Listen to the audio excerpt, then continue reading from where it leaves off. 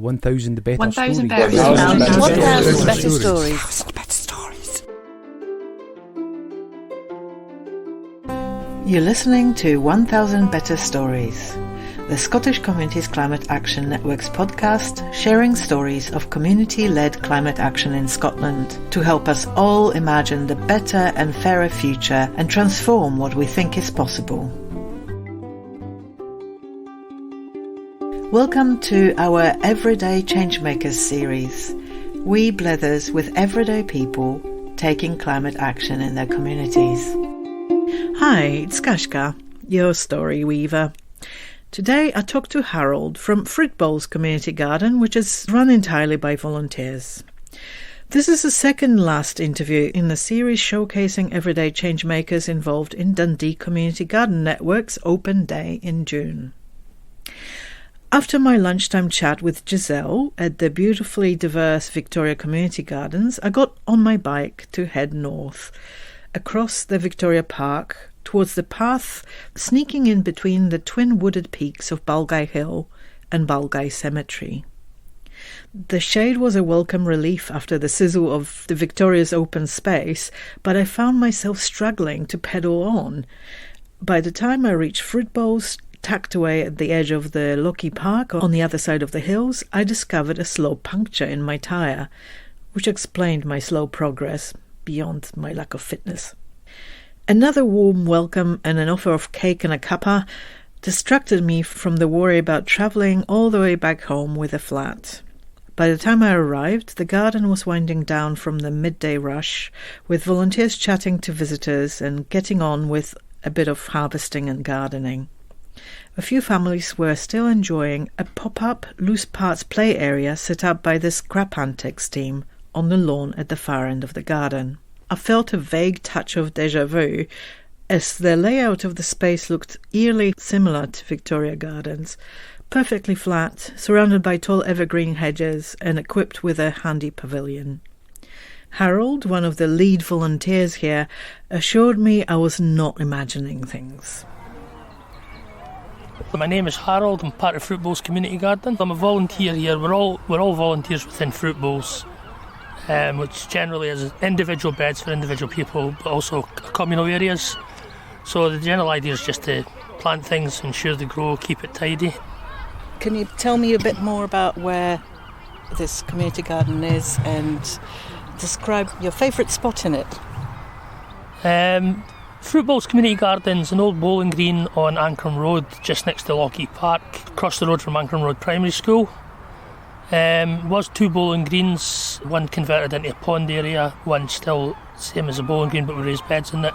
My favourite spot is the bench just over my shoulder there, because it's fantastic for the sun. I mean, come up here and you do some work and it's nice to sit down with a drink and look about, because if I sit on the other bench along there, I tend to see things like that needs tidied, and then I'll get up and I'll go and do it, even though it's not mine. I just don't like seeing weeds everywhere. What was your journey into this garden? There was an event in the local park next to it here, and it was to try and sign people up to taking over an individual bed. My wife put her name down for it, and then we got an email to come up for her to choose which bed she wanted. So I just came up with her. And my idea was, I was having nothing to do with it. It was for my wife, she wanted to do it. And then the more I started coming up, the more I thought, that needs done, I'll take over doing this. We have two beds across in the grass there. One was organised by Repollinate. They do flowers for bees, obviously repollination and things. So they were looking for a bee bed champion, and basically I said I would consider it. And that was the worst thing I ever said, because as soon as I said I would consider it, everybody says, congratulations, well done, you're the bee bed champion. And I find it actually, I like it better growing flowers rather than fruit and veg. So I've started that, and then I've taken over another bed. We get loads of different wildflower seeds from Bonnie Dundee, things like that. But then this year, the bed's just in front of us where we're sitting, and then the other two to the right there, we decided to take them over, and we have that's somebody's bed there, that's their spare stuff. And then the other beds, the one next to us is a soup bed. So anything that you can make soup of, we grow it in there. And then the next one over is a Christmas bed. Parsnip, the Brussels sprouts, anything like that, carrots. So yeah, so that's it's a really nice place to come to. It's peaceful, it's quiet, even though there's a main road runs right past it. You can sit here and the trees blank out the noise and that. It's nice and peaceful. So what was the biggest challenge, since you got involved in gardening here? The biggest challenge was stopping myself doing so much, really. There was, over towards the polytunnel, there was an area across from the communal area, and somebody had started laying a path, and it was one paving slab, so they dug all the area, put sand down, one paving slab, and then it was just getting overgrown with couch grass. And somebody kept saying, we need to do this, we need to do that, and nobody would do it. And then I just got fed up one day and thought, right, that's it. And I spent about 4 hours just digging a straight line about 6 inches deep so that we could get it. And then luckily we had somebody who came and laid the stones and that. And then, like I say, I sit there and go, that needs to come out, it's not my bed, but look at the weeds that are spreading everywhere. And I just need to see something like tidy. So how do you stop yourself from doing too much? Stop coming here. It's difficult. It really is. I mean, we come up here we bring our dog up here in the afternoon and the evening because it's secure. She can run about, not an issue. No other dogs to fight with her in if there's any problems. And you sit there and you think, look at that needs to come out. Or that needs this and that needs that. And you think, no, I need to stop doing that. And then you just think, I'll get that tomorrow. No. And I've even seen myself coming up here, leaving at 1 o'clock and coming back at 2 and thinking, right, that job needs done, so I need to go and do it. If I didn't do that, I would just be sitting at home. Yeah, so it gets you out, doesn't it? Yeah. It's good. I mean, good to be outside. Yeah, it is. So what would be the most useful tip you could give somebody trying to grow more flowers for pollinators? Try and get free seeds. It may sound strange, but there's organisations out there where you can get seeds. I googled one day free seeds for bees, and I think it was something like 99 pence for postage, and you were getting 2 packets, and the packets are only maybe an inch square, but they cover such a big wide area. Unfortunately they were just annuals, so they were dying off after that year. And then we've got all the community gardens in Dundee are part of a network, so we have a WhatsApp group, so we're able to put on that, does anybody have this or does anybody have that? And this year Bonnie Dundee have managed to get perennial seeds for wildflowers, so it's great. We're not going to have the issue of where we're going to get some for next year. I mean, it's definitely worth doing because, okay, things grow, but stuff needs to be pollinated. And for pollinators to come in, you need to encourage them to come in. This bit where we're sitting, the ditch, if you actually look there, it's got flowers in it. And just that's little pansies, isn't it? Just behind your foot there. Yeah, I'm squishing them. It's all right. It's alliums. Oh, no. Don't worry about them. Sorry. So we got the local primary school to plant them last year, so they'll come back every year. We have poppies growing. We try to keep some of the areas wild. I would encourage people to plant as many flowers as possible. Makes the garden look better as well, rather than just green. I've been told not to do it by people, but to me it's like, years ago I went to an agricultural college down towards Edinburgh, and I've got a qualification for like countryside recreation and conservation management, and I found myself going more back to the conservation bit for like the bees and that. And the thing that really annoys me just now is the pond, because it looks so overgrown, and I just want to do something about it. So that's why I plant the flowers and that. We're getting that sorted in November this year. There's an organisation called Frog Life coming to help us. So I'm dead keen to get it, because we've got thousands of tadpoles in there at the moment, but you would never know there was tadpoles in it because you can't see anything. And there's just too many rushes and things like that, so we just need to get it cleared. You're lucky here you don't have herons. Well, we actually do. You do get them? Oh my gosh. We've come in here twice in a week and found a heron sitting on a pond across there. So they do scoop out a lot of the... Yeah. And we have a resident and crow or something like that, which isn't about at the moment, and that takes frogs, takes tadpoles and everything. It even brings chips or crisps from the local playground across the road and dips them in the pond to soften them up. Clever birds, clever birds. Well, the benefit of it is obviously all the brassicas that are round about should be covered because of the pigeons, but because the crow scares all the pigeons off, we don't need to do that just now. Oh my gosh, that's amazing actually. It's great. We've actually seen a couple of pigeons coming in and the crow flying from maybe one of the trees or something, and they just scatter. Fantastic. Everybody needs a sentinel crow. Yeah, that's what we do. Just get yourself a crow. A pond and a chippy across the road, and that's Ideal. it. You could sit and dip your feet in your pond with your bag of chips and That's feed it. the crow now and again. Yes, and then that's your pest control. It is, it's amazing. We've noticed that there's only really sort of one net that's up just now. No any other time, just this year. Yeah, well, it's a keeper. Yep, we just need to keep feeding it. So, if you were a flower, what flower would you be? It's quite difficult. I had a lot of flowers that I liked. I like lavenders and things like that. But since recently, there's one of the flowers just behind us. Mm-hmm. It's not very good now, called alliums. It was normally bright purple. They're part of the onion family in that, and they look really nice. There's a big ball on them, purple, bees love them. So probably something like that. You would be an allium. Or a poppy. They're both striking flowers. Yeah.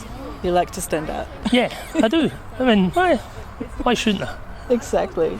So what's the most rewarding thing about having, been involved in the garden so far? Things like this. I mean, we were a bit panicking, because we thought it's not going to take off, it's not going to happen. People were thinking, oh, we're not going to do it, should we pull out? But no, and then this morning, when we opened at 11, there was one person come in with a little toddler and we thought, is that it? We're not going to get it. And then people were just coming flooding in. And it's good to see people using the space. So, I mean, we're open 24 hours a day. Our gate's never locked, the one on the main road. And it's just seeing people actually using the garden. That's what it's for. As long as they're not causing any damage, generally families like this will come in. We've actually had people wanting to use it in a couple of weeks' time for a birthday party for a 4-year-old. Oh, lovely.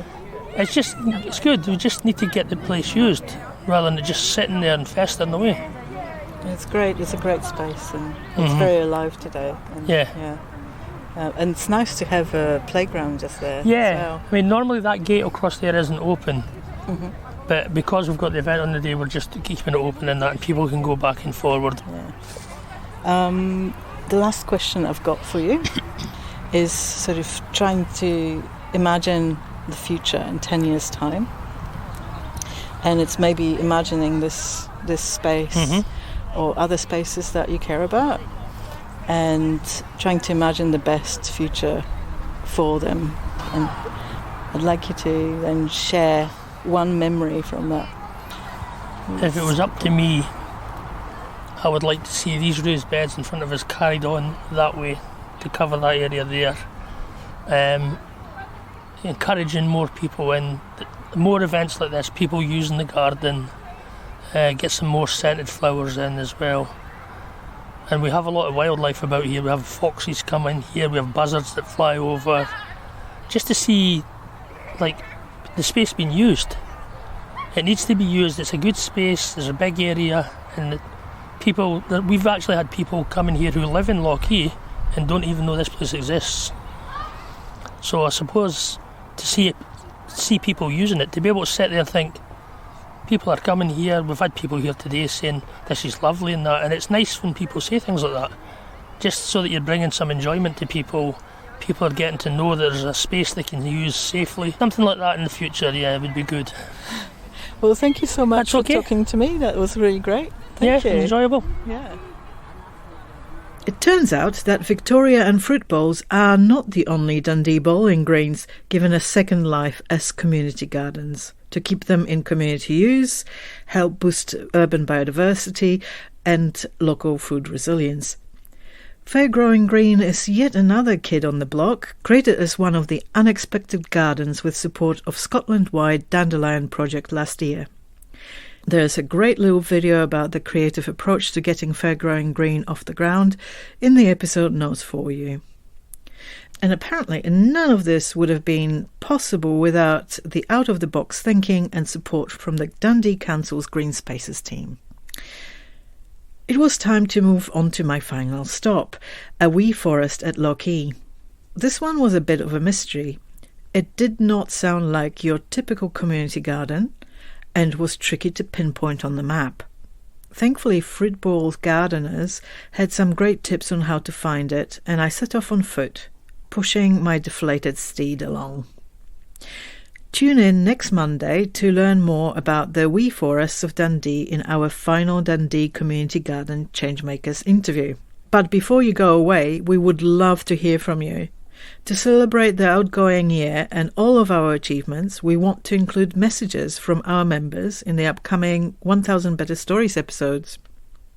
So if you or your community organisation has had some proud moments, if you managed to create real glimpses of what is truly possible, or if you simply kept going against all odds, please record a message on our answering machine in the cloud. I've popped a link to it in the episode notes for you. Your message can be up to 90 seconds long. I can't wait to hear and share your stories. Thanks for listening. If you enjoyed this episode, please give it a like and share it with others.